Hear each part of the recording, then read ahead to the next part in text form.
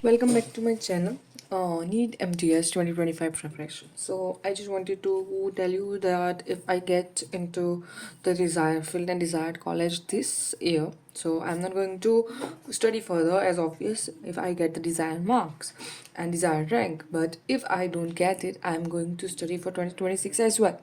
So if you are starting today, don't worry. I have also started today only. So let's get started and let's try to complete the pulse in just 2 to 3 months left because date has been not announced yet. So we are going to complete the pulse and we will see that, and I'm going to complete that companion CS of dams as well together. So if we can achieve what we want by completing this stuff, then that's best. And if we don't, we are going to prepare for 26 from the day one, right? So let's get started. In the previous video, we completed the 10 MCQs. Now I am thinking to complete all the MCQ in this video. Let's see if I can or not in a single sitting. Stay hydrated and have a lot of water while studying because I don't know, it's better for your skin, right? Let's get started. So in the 11th point, we are studying. First of all, let me tell you that we are going to complete the synopsis first and then the MCQs so that we can have a little bit knowledge of perio, right? So old name and new name. The bacteroids gingivalis is Porphyromonas gingivalis, which is a black pigmented bacteria. So we literally have to remember that black pigmented bacteria are the Porphyromonas gingivalis. Now bacteroids intermediates and bacteroids melanginicus. The main thing that is changed is bacteroids is converted into Prevotella. We renamed as Prevotella. So Prevotella intermediates, Prevotella melanogenicus. Melanogenicus is common in Down syndrome. Okay. Now, Vollinella recta, Campylobacter recta. Okay. Vollinella is changed into Campylobacter. Gingivosis is a discriminative gingivitis, and periodontosis. Periodontosis is juvenile periodontitis. Okay, so it's a discriminative gingivitis, was earlier known as gingivitis, and the juvenile periodontitis were earlier named as periodontosis. Now the next point is what is disease and what are the immune response of the that disease. Now so first of all, we are going for the disease and the immune responses. NAC, which is elevated antibodies of spirochetes and intermedia. Okay, NAC is the acute necrotizing ulcerative gingivitis and it has the titers of spirochetes and intermedia. Okay. Now, adult periodontitis has gingivitis and other pathogens, cell-mediated immunity to bacteria, occurrence of immune complexes in tissue. Now we have LJP, which is localized juvenile periodontitis. In that we have actinomycetum concomitans. Okay, so if we will see the immune response, so if there is in the reports, it will be the elevated antibodies of actinomycetans. Now PMN chemotactic and phagocytic defects. In GJP, which is generalized, there are antibodies level in elevated of gingivitis, similar to adult periodontitis, in generalized juvenile periodontitis. Same PMN, chemotactic and phagocytic defects will be same. Now, what about rapidly progressive periodontitis? Elevated antibody levels to several gram-negative bacteria. In rapidly progressive periodontitis, there are elevated antibodies levels to several gram-negative bacteria. PMN or monocyte chemotactic defects. Here, there were the phagocytes, and in rapidly progressive, it's monocytic defects, chemotactic defects. Okay, discriminative gingivitis, autoimmune antibodies resulting from pemphigus, pemphigoid, and lichen planus. In discriminative gingivitis, the antibodies, autoimmune antibodies are there from pemphigus, pemphigoid, and lichen planus, resulting from pemphigus, pemphigoid, and lichen planus. So, okay, so NAC, spirochetes and intermedia, adult periodontitis, gingivalis, LJP is actinomycetum, and GJP is gingivalis, and in both there is PMN chemotactic and phagocytic defects. In rapidly aggressive, it's PMN or monocyte chemotactic defects, and elevated antibodies of several gram-negative bacteria. Discriminative in that we have autoimmune antibodies, which are resulting from the pemphigus, pemphigoids, and lichen planus.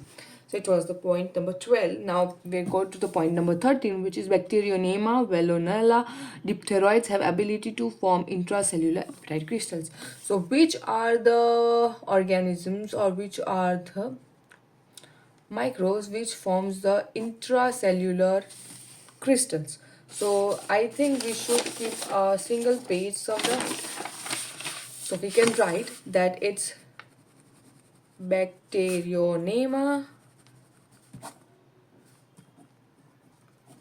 Velonella, and diphtheroid. These are not any form of notes, but these are the points that if we write it once, we can remember it properly. So it's Bacterionema, it's Velonella, and it's diphtheroids. Bacterionema, Velonella, and diphtheroids, which forms the intracellular appetite crystals. Okay so जो intracellular apatite crystals है वो 3 micro organisms बनाते हैं which are bacterionema, veillonella and diphtheroids. So we'll keep it aside. A reminder to drink water.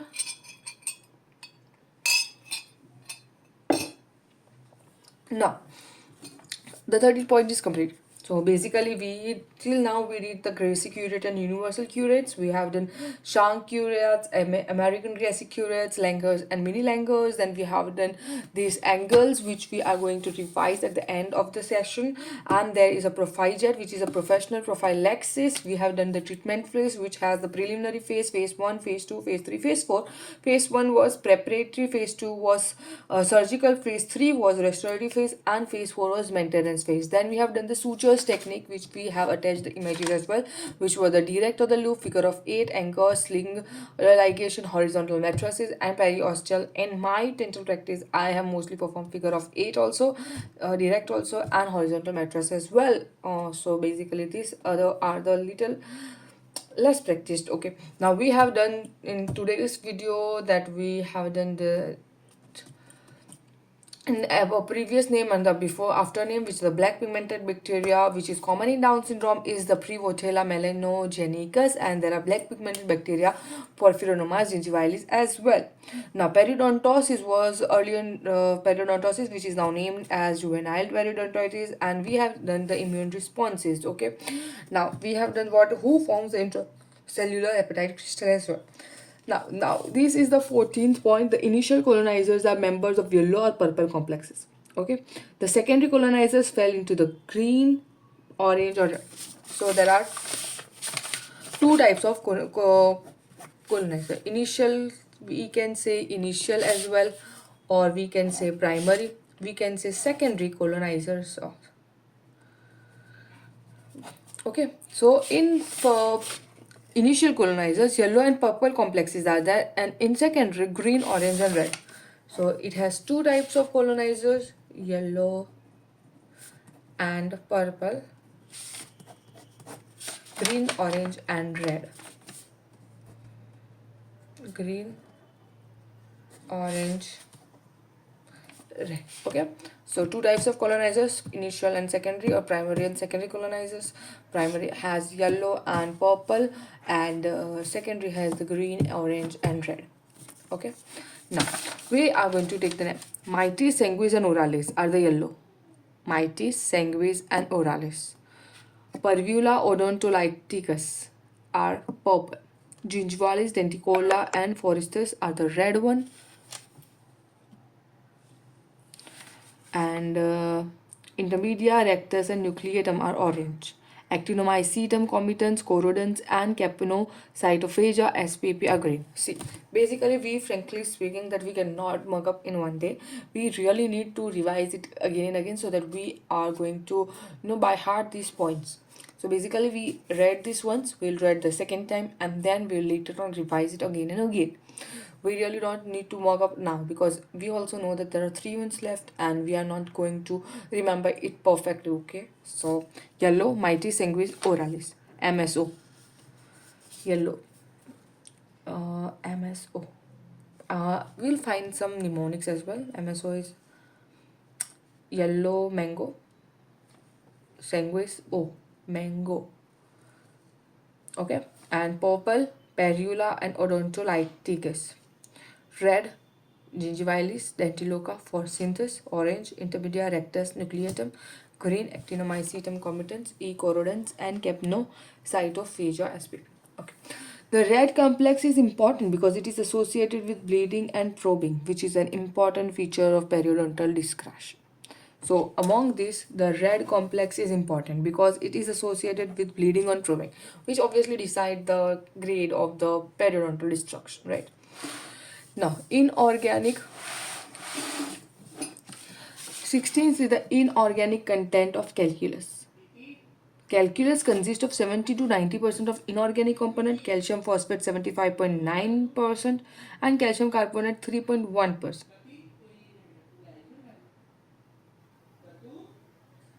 Okay, so in calculus there is 70 to 90% of inorganic components.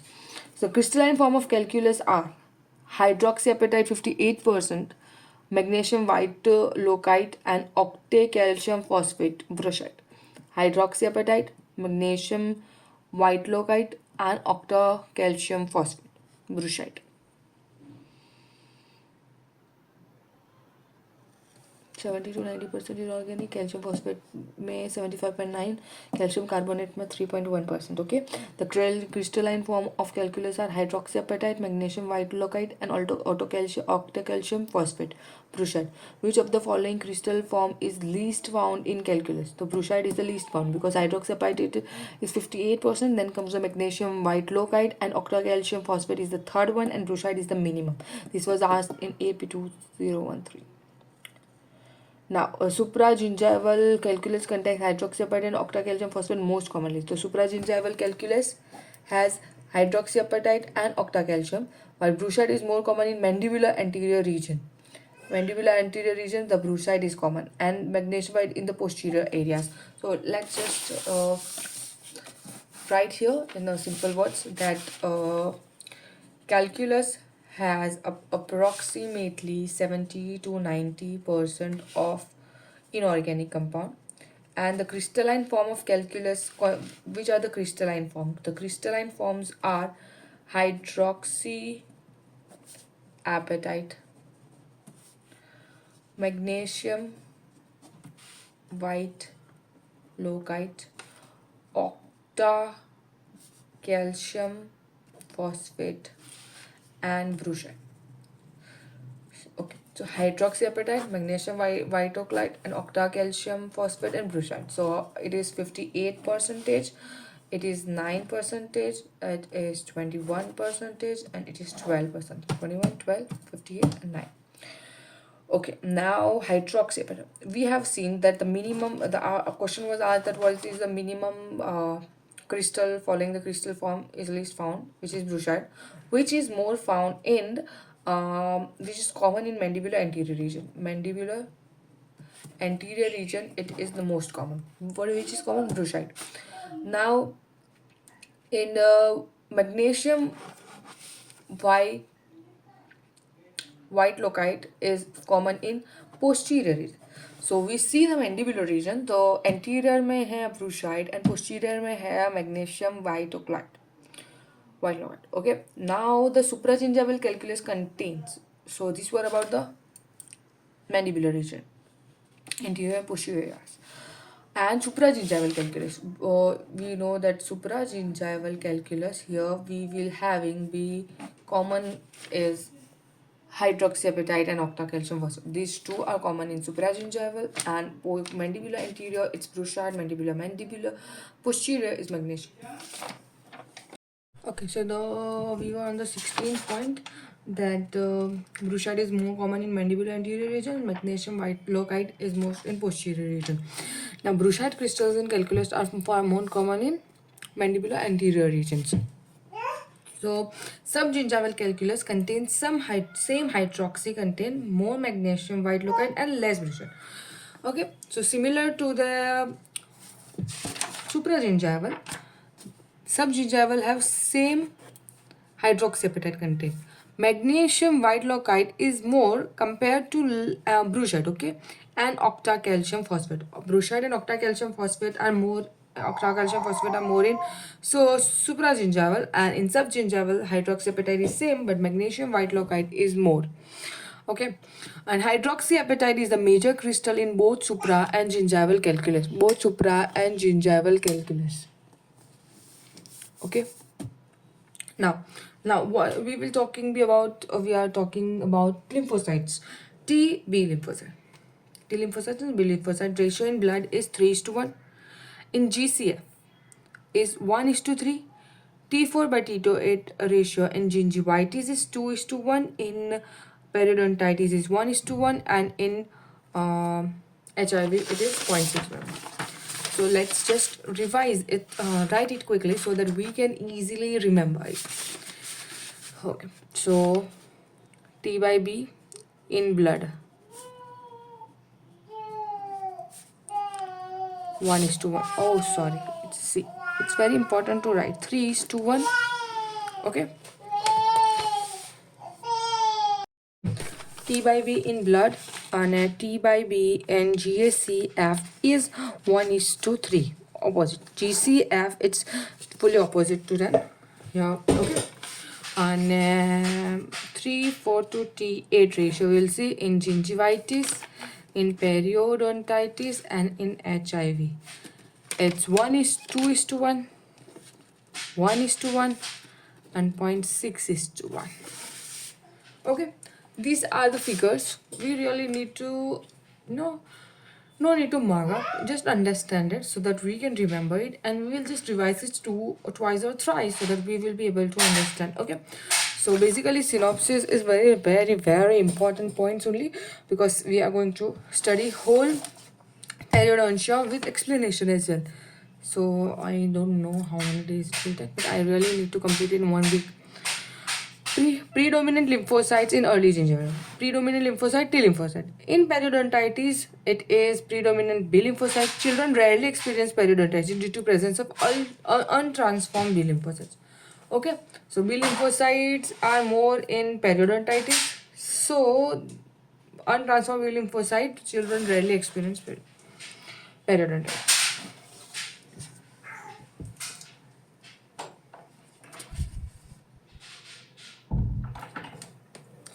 Now, incision in periodontal surgery. There are 3 incisions, main incisions. So we'll just write incisions 1, 2, and 3. Okay. So external bevel incision, horizontal incisions, and vertical incision. External bevel, horizontal, and vertical incision. So external bevel incision, which is used in gingivectomy, done with Kirkland knife and BP blade number 11. Gingivectomy.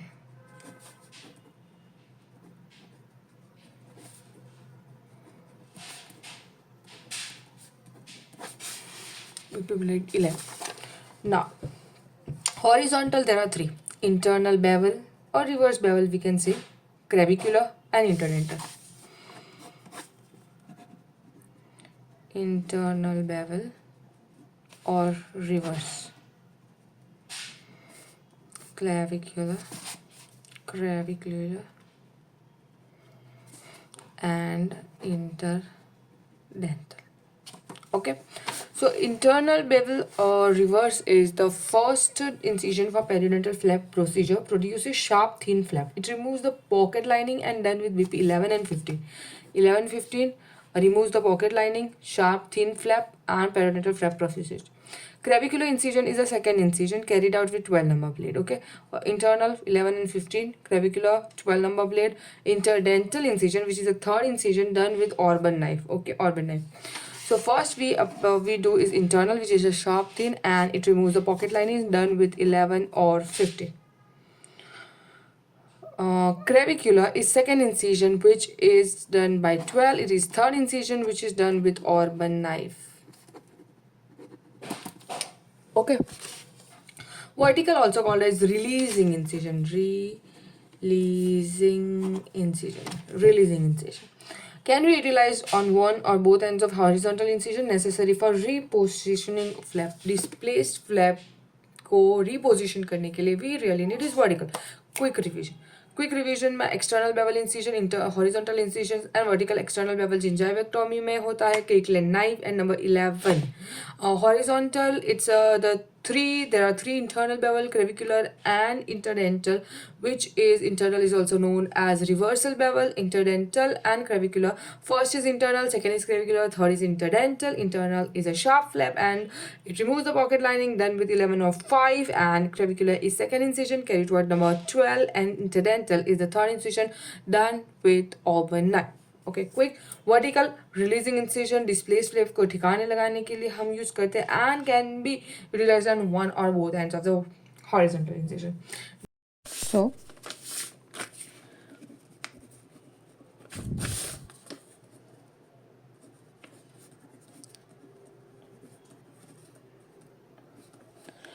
what we did in first visit is we removed the pseudomembrane and debris, okay, like which was unattached debris, and then we asked patient to rinse with 3% H2O2 with equal dilution with water, okay, every 2 hours.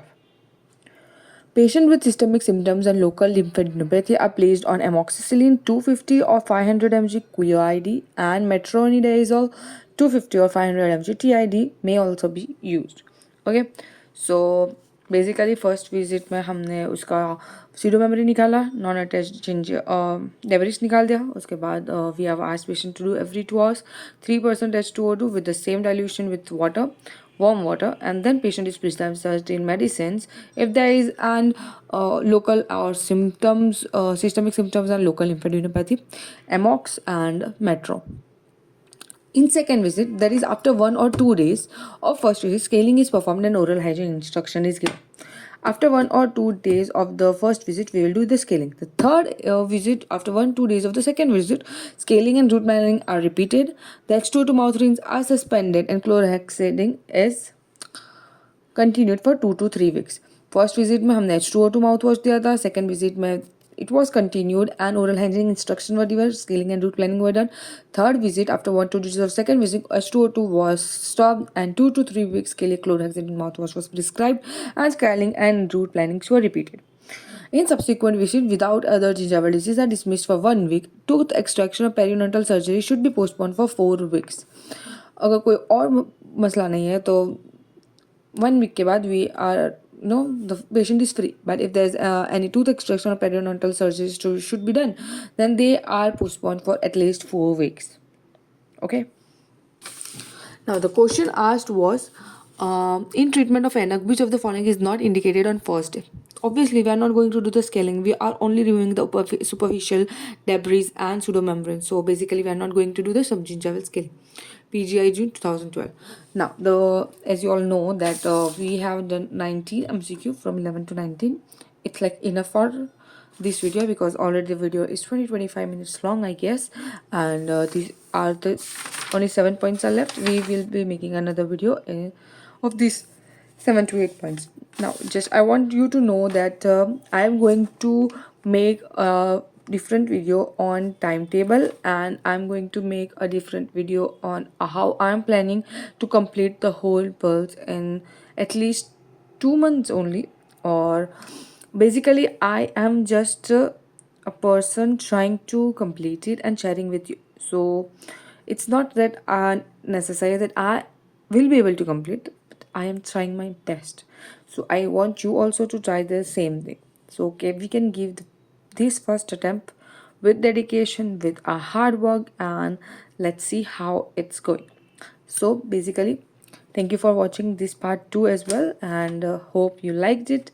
Subscribe it and come for part 3.